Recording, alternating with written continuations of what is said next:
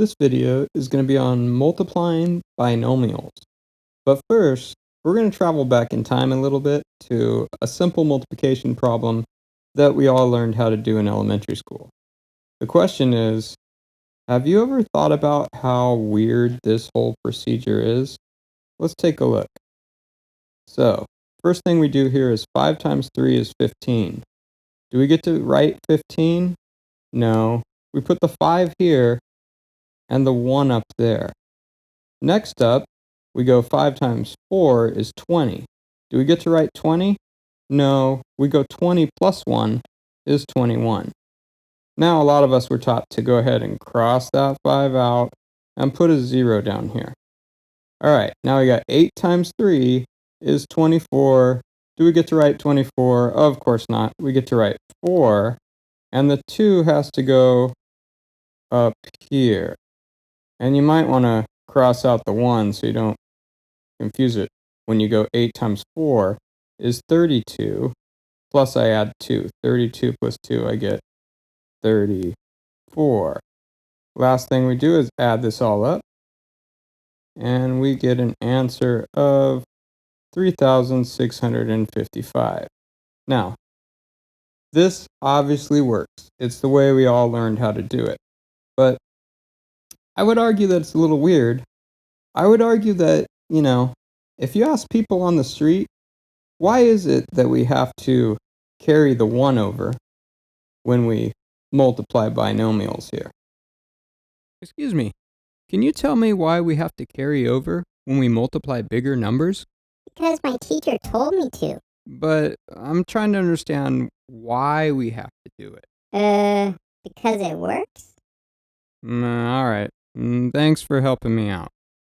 Excuse me, can you tell me why we have to carry over when we multiply bigger numbers? It has to do with place value. All right. Can you be a little more specific? You carry over the tens place, and then you get to add it to the next answer. Yeah, I totally get it now.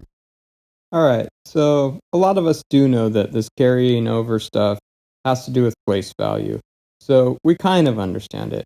But what if there was a way that was a little more clear on what's happening when we multiply these two numbers? We're in luck, because I think there is. What if we take this 43 and we write that as 40 plus 3, and we write that 85 is 80 plus 5. And then I'm going to do some organization here that's a little different. I'm going to go ahead and draw what I think of as a generic rectangle. And we're going to just draw some lines through it. And then I'm going to go ahead and take my 43 and write 40 here and 3 here. My 80 goes here, and my 5 goes here. So we are multiplying. So now we get to multiply. I'm going to multiply 80 times 40. 80 times 40 is 3,200. Which, by the way, with practice, that should be just as easy to multiply as 4 times 8. But back in elementary school, maybe we didn't get as much practice doing that as we could have. Let's continue. 80 times 3 is 240. Now I'm going to go 5 times 40 to get this bottom left box. So that would be 20 plus the 0 on the end. And then 5 times 3 is 15. So we are multiplying numbers, and so far that's all I've done. Then all I got to do to get my answer is add up these 4 numbers. So let's go ahead and write these over here. 3,200. My place value is a little bad. 240, 200, 15.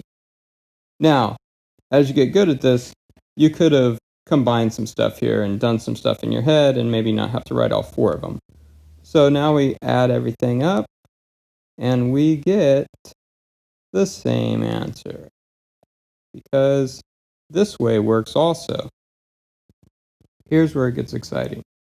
We're going to use the same method we used to multiply 2 double-digit numbers to multiply 2 algebraic binomials.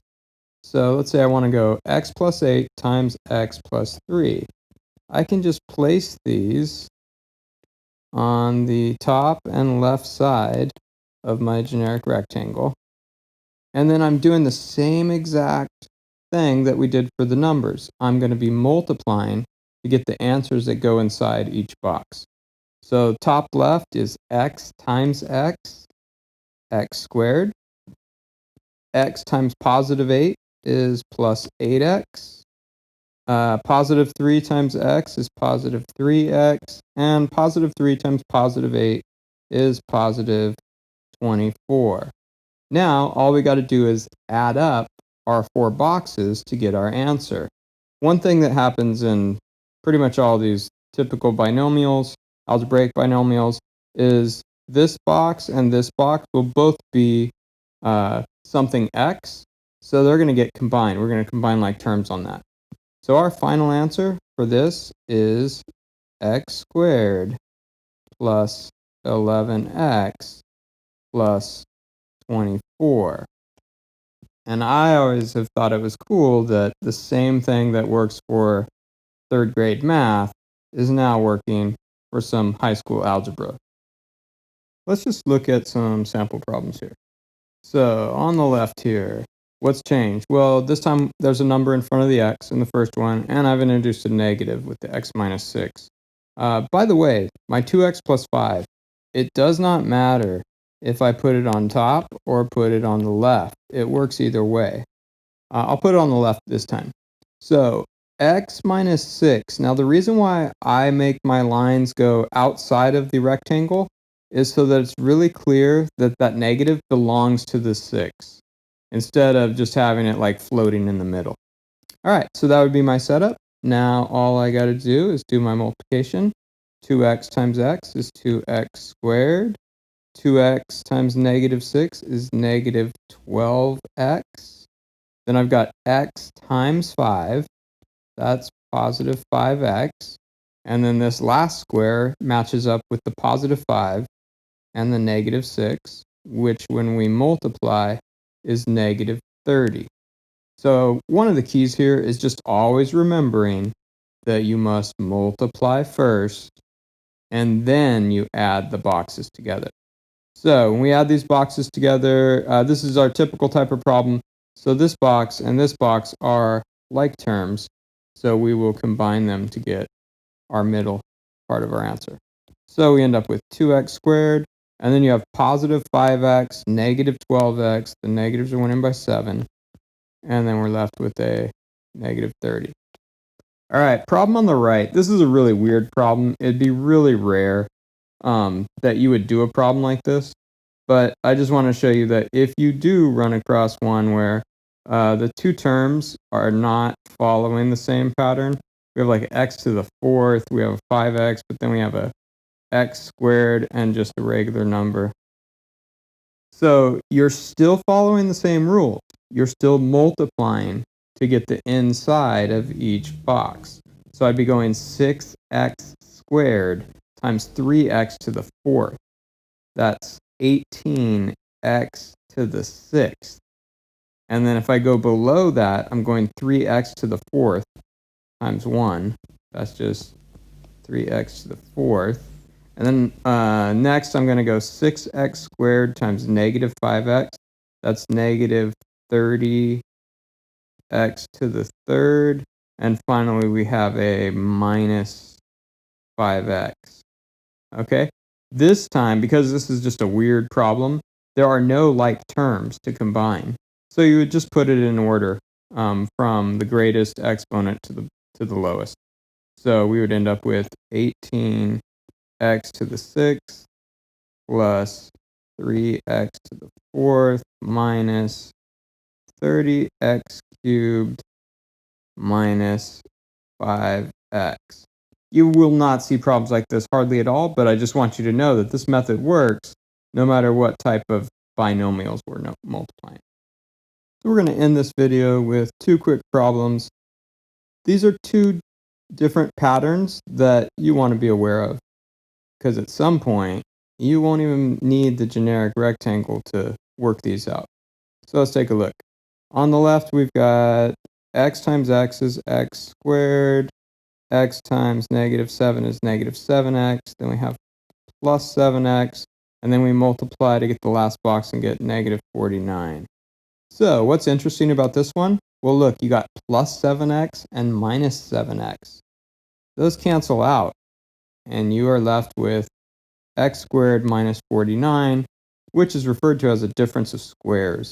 So that's one pattern. What if we have x minus 7 squared? Notice that would just be x minus 7 times x minus 7. This time we get x squared minus 7x plus 49.